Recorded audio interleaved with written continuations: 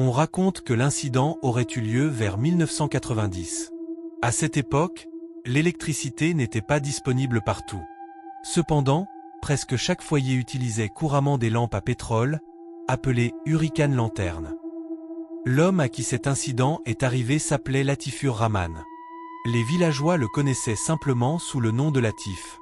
À cette époque, Latif était marié depuis plusieurs années. En dehors de l'agriculture, il n'exerçait aucun autre métier particulier. Latif était un homme très pauvre. Il vivait avec ses parents et sa femme. Un jour, le membre local du conseil, appelé le « Mambert » par les habitants, convoqua Latif et lui proposa de prendre en charge la surveillance de quelques boutiques situées dans un marché de la région. Dans de nombreux endroits, ce genre de travail était apparemment appelé « fauche-d'art ». Sa nouvelle responsabilité consistait à surveiller les boutiques du marché pendant la nuit. En échange, il recevrait également une certaine somme d'argent. Latif accepta immédiatement. En réalité, il était plutôt heureux de cette opportunité. Il se disait que pendant la journée, il pourrait dormir un peu et travailler dans les champs, tandis que la nuit, il ferait son travail de gardien. Cependant, lorsque les membres de sa famille apprirent la nouvelle, ni ses parents ni sa femme ne voulurent accepter cette décision. Ils lui dirent « Nous nous débrouillons avec tout ce qu'Allah nous a donné. Oui, nous avons des difficultés, mais cela ne signifie pas que tu dois travailler la nuit. » Mais Latif était un homme courageux. Il était également de nature curieuse et c'était un homme qui tenait toujours sa parole.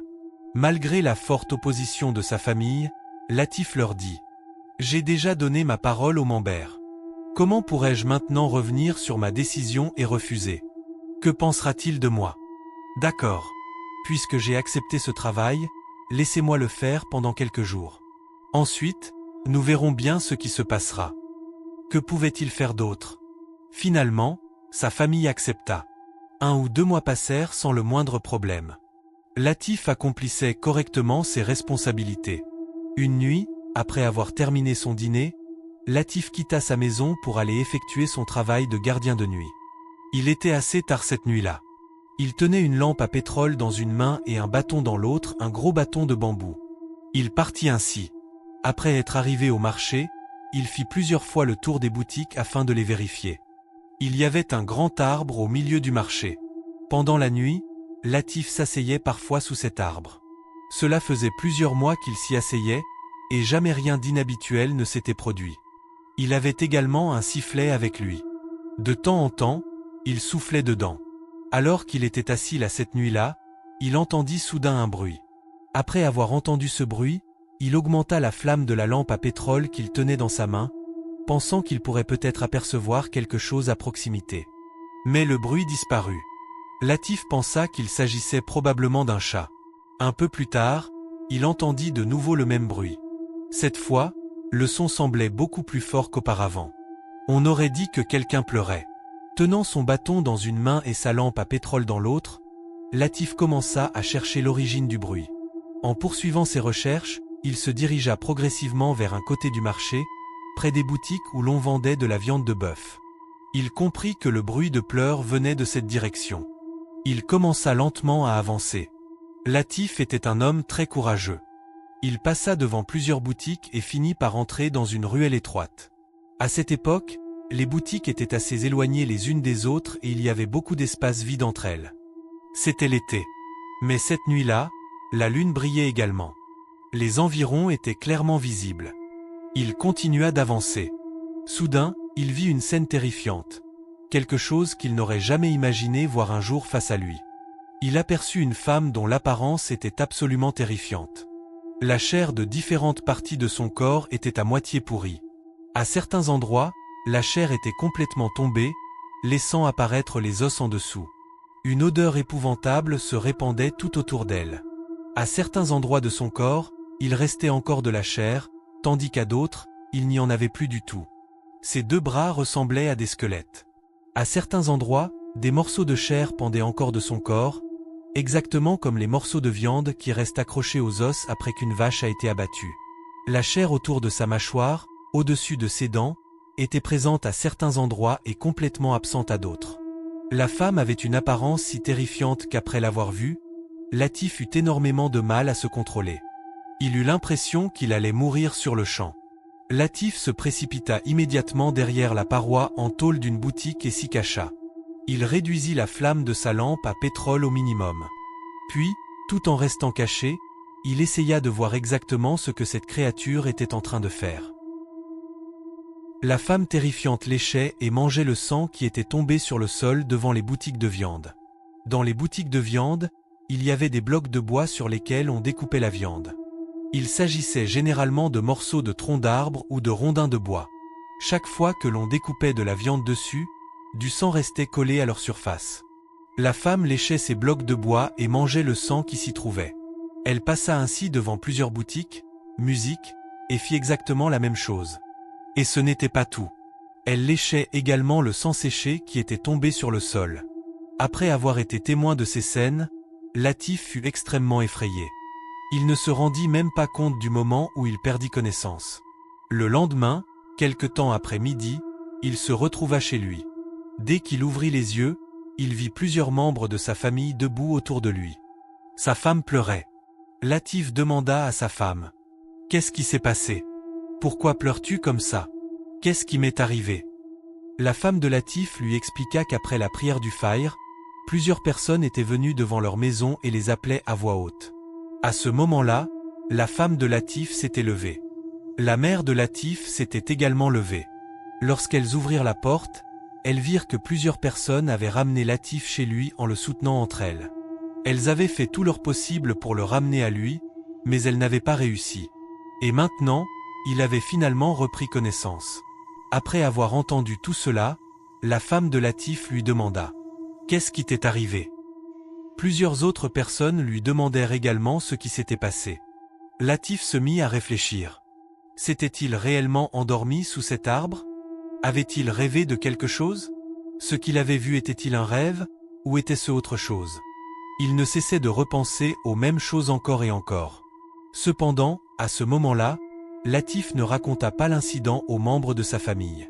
S'ils apprenaient ce qui s'était passé, il ne faisait aucun doute qu'ils ne l'autoriseraient plus jamais à continuer ce travail de gardien de nuit. Après tout, il s'était opposé à ce qu'il accepte ce travail dès le début.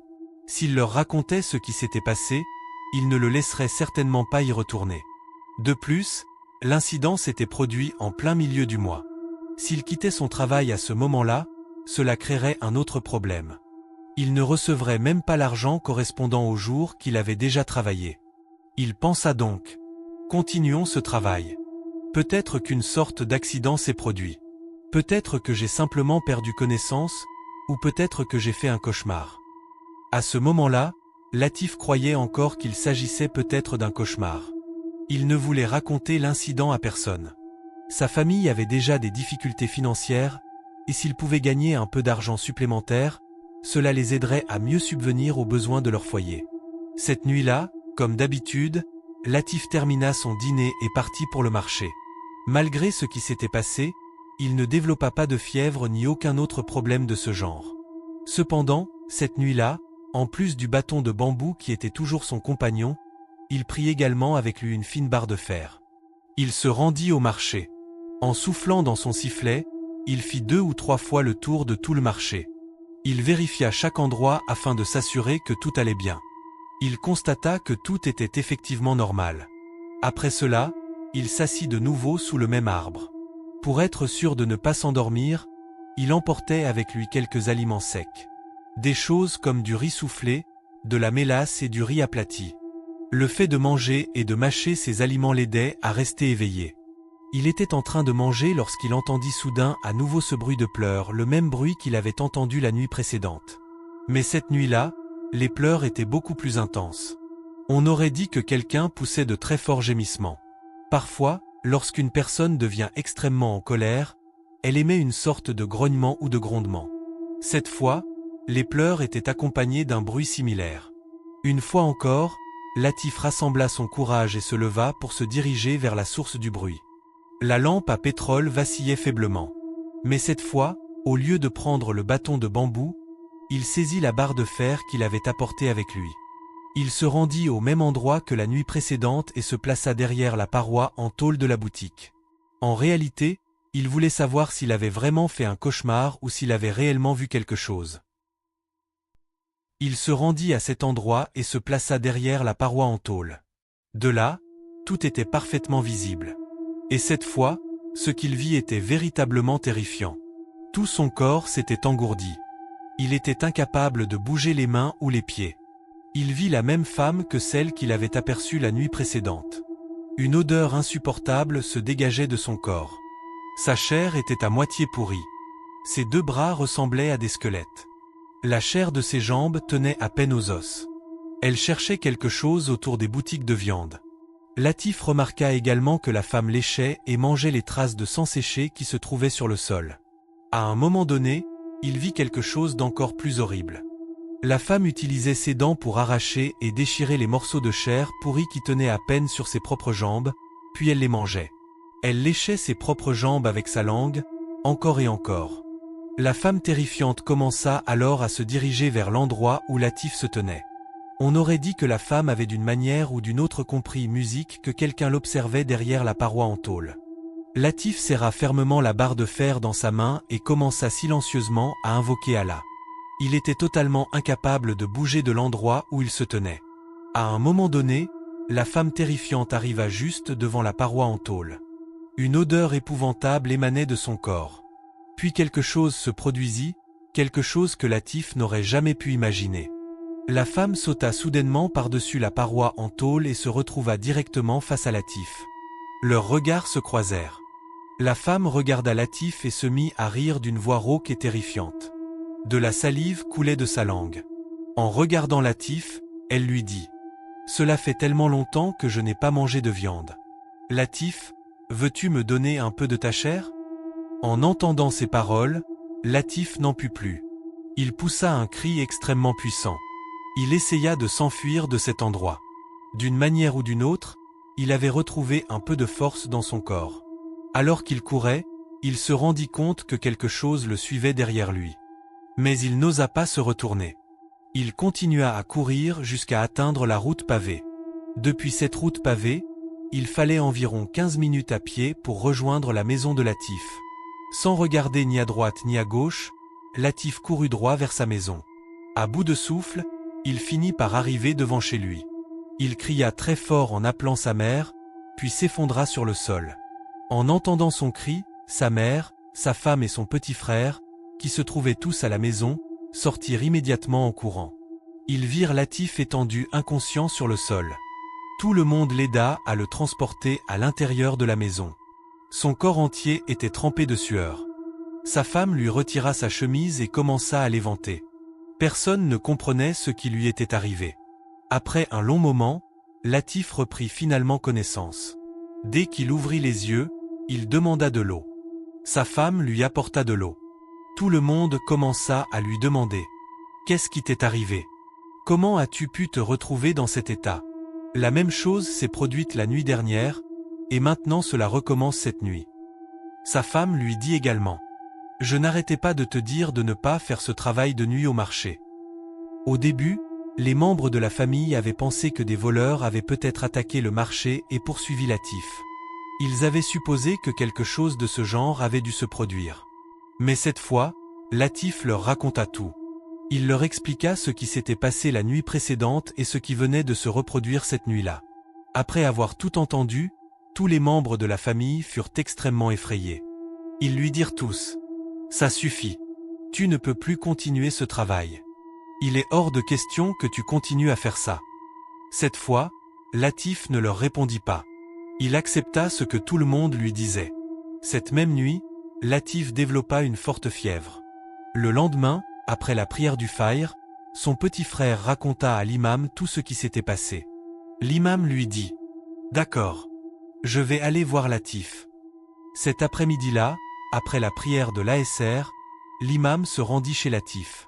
Lorsqu'il arriva, il vit la femme de Latif verser de l'eau sur la tête de Latif, car il avait une très forte fièvre. L'imam dit « Beaucoup de choses de ce genre nous arrivent. Il est vrai qu'Allah Tout-Puissant nous a créés. Peut-être as-tu été victime de quelque chose de très mauvais. Allah lui-même t'a sauvé. Alhamdulillah. » En disant cela, l'imam récita des prières sur de l'eau. Il aspergea également une partie de cette eau sur le corps de Latif. Puis l'imam lui dit « Latif, abandonne ce métier. Retourne au travail que tu faisais auparavant. Ton corps ne pourra pas supporter autant d'épreuves. Fais de l'agriculture.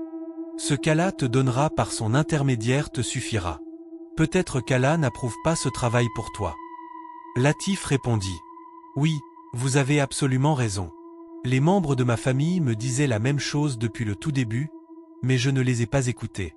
Je ne ferai plus jamais ce travail. » Pendant ce temps, des personnes venant du marché vinrent également lui rendre visite.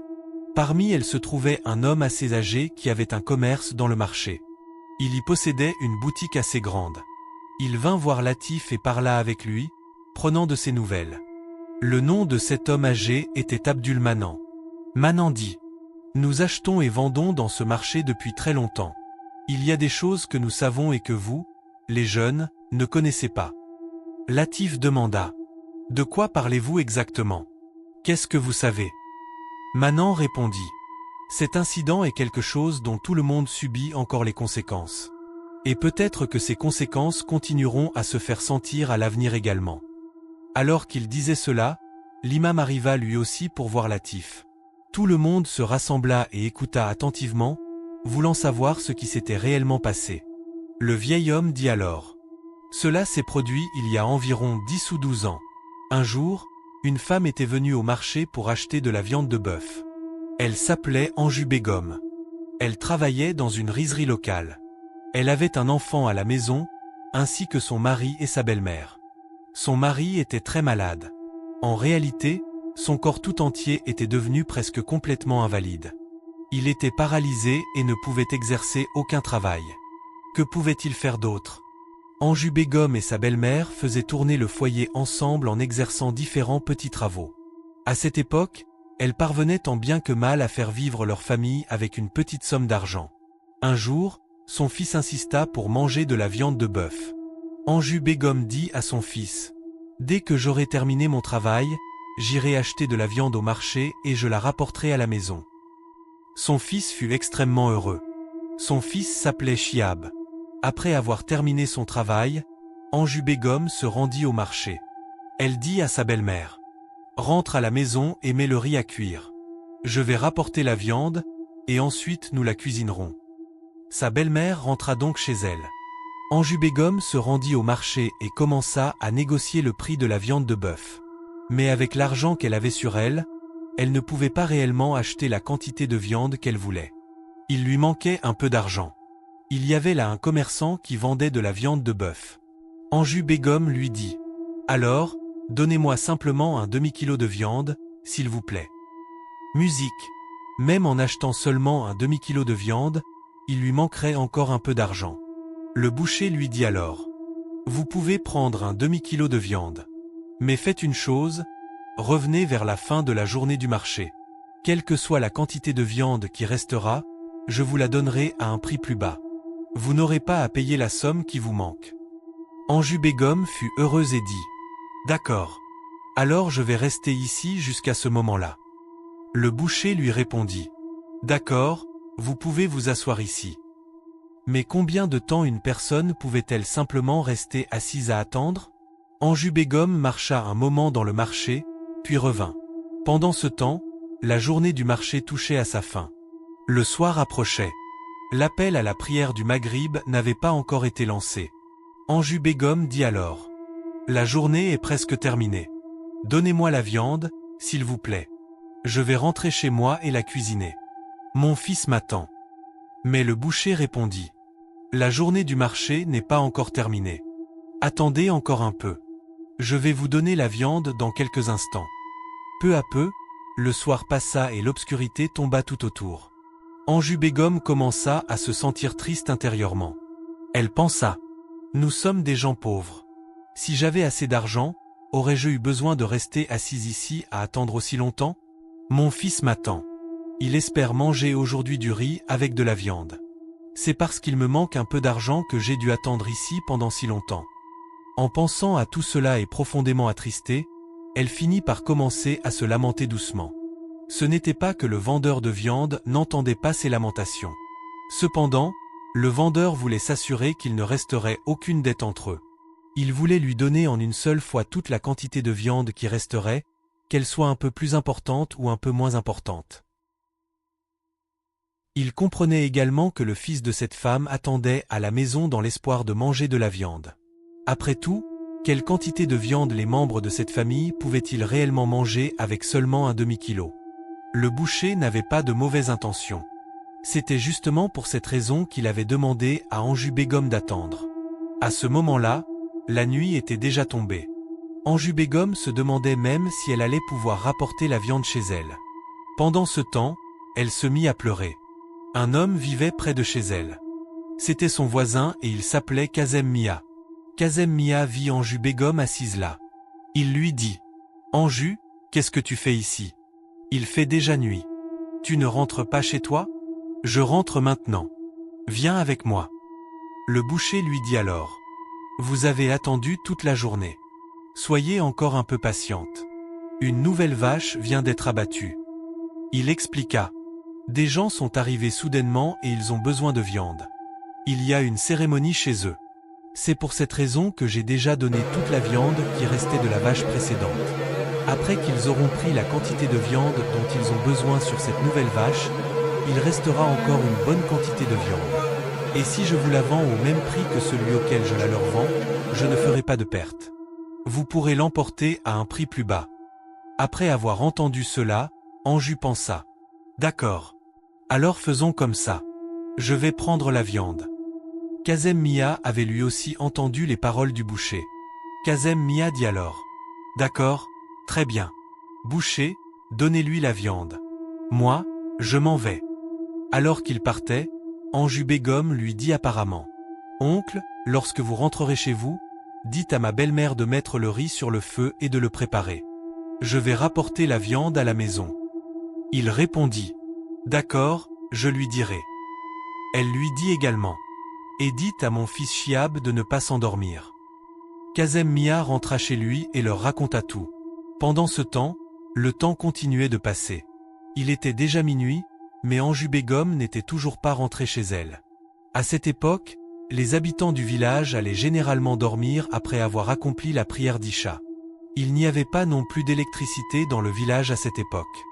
Beaucoup de gens allaient se coucher peu après la tombée de la nuit.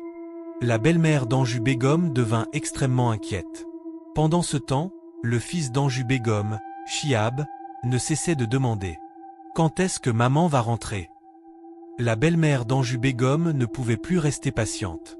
Le mari d'Anjou Begum s'appelait Motaleb Mia. Lui aussi demandait sans cesse « Est-ce qu'Anjou est rentré ?» Mais il n'avait pas la force physique de se lever pour partir à sa recherche. Son corps était paralysé. La belle-mère d'Anjou Begum prit donc une lampe à pétrole et se rendit chez les voisins. Elle leur dit « Anjou Begum n'est toujours pas rentré. » Après cela, plusieurs autres personnes sortirent également pour partir à la recherche d'Anjou Begum. Ils se rendirent au marché. Mais ils ne trouvèrent aucune trace d'Anjou Begum. Ils se rendirent également à l'endroit où Anjou Begum travaillait habituellement et la cherchèrent là-bas. Mais ils ne trouvèrent aucune trace d'elle non plus. Ils la cherchèrent pendant toute la nuit. Il n'y avait aucun signe d'elle. Le lendemain matin, plusieurs personnes se rendirent auprès du mambère local et lui racontèrent ce qui s'était passé. Le mambère leur demanda d'aller au poste de police afin de déposer une plainte sous la forme d'un général diary, et il demanda également à toutes les personnes qu'il connaissait de participer aux recherches pour retrouver Anjou Begum. Tout le monde commença à soupçonner le boucher chez qui Anjou Begum était allé acheter la viande. Il pensait peut-être qu'il savait quelque chose. Le boucher fut interrogé de manière approfondie. Lorsque la police arriva et l'interrogea de différentes manières, le boucher déclara qu'Anjou Begum avait pris la viande dans sa boutique et qu'elle était partie. Plusieurs autres personnes se trouvaient également dans le marché à ce moment-là et furent appelées comme témoins. Elles dirent elles aussi « Oui, Anjou Begum a pris la viande et elle est partie. » Il était vrai qu'Anjou Begum avait tardé à quitter le marché, mais après cela, personne ne savait ce qui lui était arrivé. Plusieurs jours passèrent. Près d'une semaine plus tard, un homme se rendit près d'une station de pompage alors qu'il allait irriguer une rizière. Dès qu'il arriva sur place, il remarqua une odeur extrêmement nauséabonde. Il pensa qu'un renard ou un chien était peut-être mort dans les environs et s'était fortement décomposé, ce qui provoquait cette odeur épouvantable. Il passa derrière la station de pompage et aperçut un sac posé là. Il y avait des traces rougeâtres et séchées sur le dessus du sac. Il commença à se demander ce qui pouvait bien se trouver à l'intérieur. Il appela alors les agriculteurs qui travaillaient à proximité. Tout le monde vint sur place. Ils virent le sac posé là, mais ils devinrent immédiatement méfiants. Aucun d'entre eux ne toucha au sac. Au lieu de cela, ils informèrent le Mambert local. Le Mambert arriva et constata que la situation ne semblait pas normale. Cela pouvait être quelque chose de grave. Le Mambert avertit donc également tout le monde de ne pas s'approcher du sac et de ne pas le toucher. Il dit « Informons la police ». La police fut immédiatement informée. Après l'arrivée des policiers, ils ouvrirent le sac. Ce qu'ils découvrirent à l'intérieur était quelque chose auquel les villageois étaient totalement loin de s'attendre. Tout le monde vit le corps d'Anjou Begum à l'intérieur du sac. Ils purent l'identifier grâce aux vêtements qu'elle portait. Mais il était presque impossible de la reconnaître à son visage. La chair s'était détachée des os. La chair s'était décomposée et était tombée de son corps. L'odeur était si intense qu'il était presque impossible de rester à proximité. Sa famille fut informée. Son fils était allé à l'école à ce moment-là. Dès que sa belle-mère apprit la nouvelle, elle accourut sur les lieux. Lorsqu'elle arriva et vit la scène, tout le monde se mit à pleurer et à se lamenter. Oh, pourquoi a-t-il fallu que cela arrive à cette pauvre femme? Qui lui a fait ça? Elle n'avait aucun ennemi. Ce qui était réellement arrivé à Anjou Begum cette nuit-là ne fut jamais découvert. Au moment où son corps fut retrouvé, il était tellement décomposé qu'il n'était même plus possible de procéder correctement à une autopsie. Malgré cela, la police emporta le corps. Après avoir accompli les formalités nécessaires, ils remirent le corps à la famille. Mais l'état du corps était tellement terrible qu'il était impossible de lui donner une toilette funéraire normale. Tant bien que mal, ils l'enveloppèrent dans un linceul, accomplirent la prière funéraire, puis enterrèrent Anjou Begum. La police fit de nombreuses tentatives pour enquêter sur cette affaire. Le vendeur de viande fut interrogé à plusieurs reprises, mais il ne put fournir aucune information supplémentaire. Il ne pouvait rien dire au-delà de sa déclaration initiale. À chaque fois, il donnait exactement la même version. Anjou Begum a pris la viande dans ma boutique et elle est partie. À part cela, je ne sais rien. C'est tout ce qu'il disait. Les habitants de la région se souviennent encore de cet incident. Environ 6 ou 7 mois après la mort d'Anjou Begum, quelque chose de terrifiant commença à se produire dans le marché. Tard dans la nuit, certaines personnes commencèrent à apercevoir une femme terrifiante. Son corps était couvert de chair à moitié pourrie et en décomposition, et son apparence était absolument monstrueuse. Elle errait uniquement aux alentours des boutiques où l'on vendait de la viande de bœuf.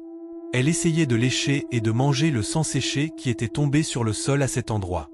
Beaucoup de personnes pensaient qu'il s'agissait de l'esprit d'Anjou Begum.